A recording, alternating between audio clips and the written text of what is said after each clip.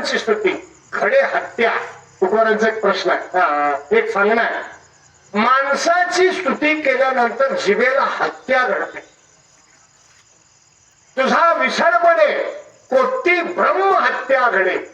तुझा विसर करून देवा पांडुरंगा जर लोकांची स्तुती करत करत आयुष्य काढलो, ब्रह्महत्येचं पातक जिवेला आहे.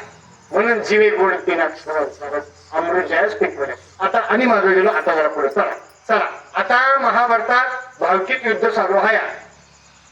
कौरव म्हणतात यांचा आम्ही देत नाही, पांडव म्हणतात आम्हाला निम्म खाऊन द्या.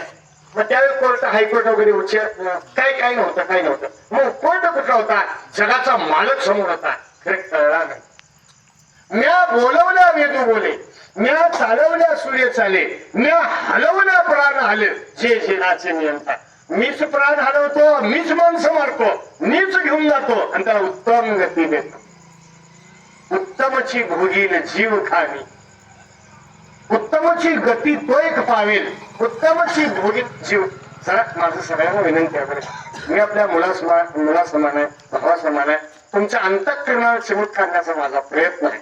समोर तुकोबारायांची गाथा आहे, लक्षात दिलं का? बघा, आता पण एवढं आम्ही आयुष्य काढलं, लोकांचं काय केलं? त्याला चांगलं म्हटलं, याला चांगलं म्हटलं, पण ती लोक आम्हाला चांगलं म्हणतील गॅरंटी नाही. जाऊ द्या, हा झाला व्यवहार.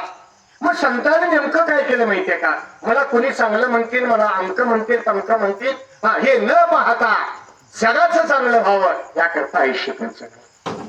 इकडे 18 करून झाले, 18 योग झाले. आणि बघा योगा ना बाबा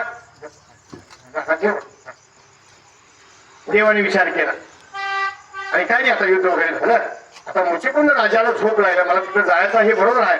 मग काय करावं? महालात आले देव, युद्ध संपलं. ऐका हा, महाभारतात सगळं संपलं. देव आता देव ठेवणार. याचा अर्थ शरयू नदीमध्ये प्रभू रामचंद्राने आपण फक्त गेले आणि गुप्त.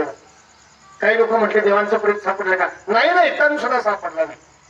प्रभू रामचंद्राने शरयू नदीमध्ये प्रवेश केला, लक्ष्मणाने केला वगैरे. महाभारतामध्ये आमकांक शिखर चढताना मोक्षाचा मार्ग खुला झाला. ऐका बरं का, खुला झाला.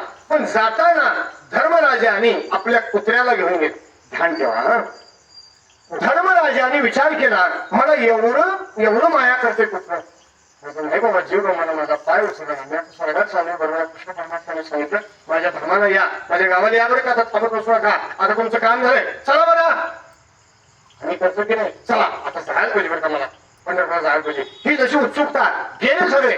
जाताना धर्मराजाने कुत्र्याला घेतलं.